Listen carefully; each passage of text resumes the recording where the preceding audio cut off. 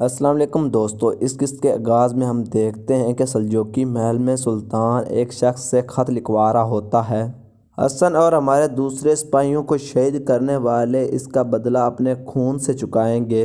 خط لکھوانے کے بعد حاجی داستانی وہ خط ایک ایلچی کے ہاتھ روانہ کر دیتا ہے۔ یہ لو اعلان جنگ، یہ جا کر عینی قلعے کے گورنر کیکنوز کو دے دو۔ اسے پتہ ہونا چاہیے کہ میں اپنی فوج کے ساتھ آ رہا ہوں اور اس کو ختم کرنے آ رہا ہوں، اور اسے یہ بھی پتہ چل جائے کہ میں حسن کا بدلہ اس سے لینے آ رہا ہوں۔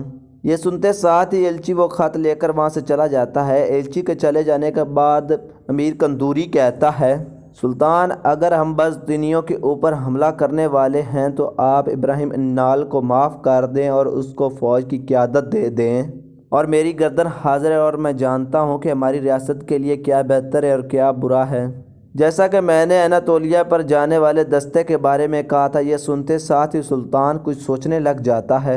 ادھر کینی قبیلے کے صحن میں شہید حسن کی لاش رکھی ہوئی ہوتی ہے اور تمام لوگ اس کے آس پاس کھڑے ہوتے ہیں، اور الپرسلان اپنے سینے پر ہاتھ رکھ کر کہتا ہے کہ پیغمبر حضرت محمد مصطفیٰ صلی اللہ علیہ وسلم کی ناموس کی خاطر۔ یہ سنتے ساتھ ہی تمام کے تمام لوگ اپنے سینوں پر ہاتھ رکھ کر ادا بجا لاتے ہیں، اور زلیخا اس بلیسٹر کو دیکھ کر زاروں قطار رو رہی ہوتی ہے، اور اسے دیکھ کر قبیلے کے تمام کی تمام خواتینیں رو رہی ہوتی ہیں، اور الپرسلان بہت ہی بلند آواز میں کہتا ہے کہ عثمان، چرند پرند، ہر چیز میری گواہ رہے کہ میں جب تک حسن اپنے بھائی کا بدلہ نہیں لے لوں گا تب تک میں اس دنیا پر سے نہیں جاؤں گا۔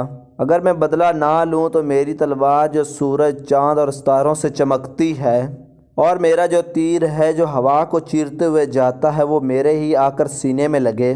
پھر الپرسلان اپنی تلوار میان سے نکال لیتا ہے اور اسے فضا میں بلند کرتے ہوئے کہتا ہے کہ پانی کی طرح صاف جائے اور خون سے بھری ہوئی باہر نکلے۔ اس کے بعد تمام کے تمام سپاہی اپنی تلواریں نکال لیتے ہیں اور فضا میں بلند کرتے ہوئے کہتے ہیں کہ پانی کی طرح صاف جائے اور خون سے بھری ہوئی باہر نکلے۔ ادھر عینی قلعے میں سلجوقی سفیر جا کر کیکنوز کے سامنے وہ خط پڑھتے ہوئے کہتا ہے، عظیم سلطان ارطغرل کی طرف سے عینی کے گورنر کیکنوز کے لیے، اللہ تعالیٰ میرا گواہ ہے کہ میں اپنے بھتیجے کا بدلہ آپ سے لینے اپنی پوری فوج کے ساتھ آ رہا ہوں، اور آپ کو ختم کر کے رکھ دوں گا جو میدان جنگ میں اس کا خون بہایا گیا۔ فرمان کو سننے کے بعد کیکنوز آگے بڑھتا ہے، اور وہ آگے بڑھ کر فرمان کو پکڑتا ہے اور پھر اس کو مسل کر زمین کے اوپر پھینک دیتا ہے، اور ایلچی سے کہتا ہے کہ جا کر اپنے سلطان کو بتا دو کہ ہماری فوج آپ سے لڑنے کے لیے بالکل تیار ہے۔ اس کے بعد ایلچی اس فرمان کو اٹھاتا ہے اور اس کو چومتا ہے، اور اس کے بعد وہ وہاں سے چلا جاتا ہے۔ اس کے چلے جانے کے بعد دیوجین کہتا ہے،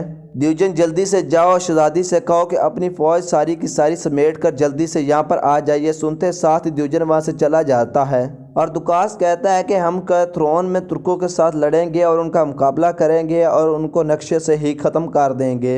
ادھر کینی قبیلے میں حسن صاحب چاوری صاحب کے سامنے کھڑے ہو کر سلطان کا فرمان پڑھ رہے ہوتے اور کہہ رہے ہوتے ہیں، ترک مانو سپاہیوں کے لیے اور ہمارے بھتیجے حسن کا اور جن سپاہیوں کا بے دردی سے قتل کیا گیا، جلد سے جلد جنگ کے لیے تمام تیاریاں کیے جائیں۔ سلجوق تمام کے تمام بہادر سپاہی بازنطینیوں کے لیے تیار ہو جائیں۔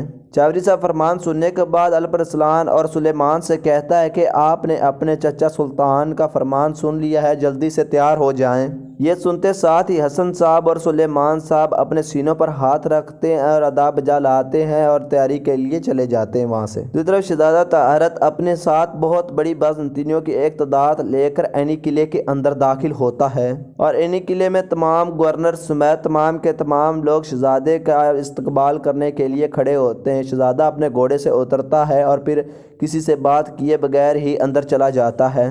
الپرسلان اور حسن صاحب اللہ کا نام لے کر ایک لوہے کے اوپر زور زور سے ضربیں لگا رہے ہوتے ہیں، اور تمام کے تمام سپاہی بہت ہی پرجوش ہوتے ہیں، اور سلیمان بھی تمام سپاہیوں کا ساتھ دے رہا ہوتا ہے۔ کچھ دیر بعد سلیمان اور الپرسلان اپنے ساتھیوں کے ساتھ گھوڑوں کے اوپر بیٹھ کر جنگ کے لیے بہت ہی تیزی اور آندھی اور طوفان کی طرح قبیلے سے روانہ ہو جاتے ہیں۔ دوسری طرف گورنر کیکنوز ایک خفیہ راستے سے کافی دیر چلنے کے بعد ایک دروازے سے اندر داخل ہو جاتا ہے، اور جہاں پر اس کا سامنا غزنی کے امیر بغزان سے ہوتا ہے، اور کیکنوز کو دیکھتے ساتھ امیر بغزان کو اس وقت کا خیال آتا ہے جب اس نے غزنی میں اپنے خاص آدمی کو خنجر مار کر مار دیا تھا۔ تو اس کے خاص آدمی نے اس کا پاؤں پکڑتے ہوئے پوچھا تھا کہ جناب آپ نے مجھے کیوں مارا؟ تو امیر بغضان نے کہا تھا اگر میں ان کی زبانیں نہ کاٹوں تو کسی دن میرا سر کاٹنا پڑ جائے گا۔ یہ کہتے ساتھ امیر بغضان نے اپنے خاص آدمی کا گلا کاٹ دیا تھا۔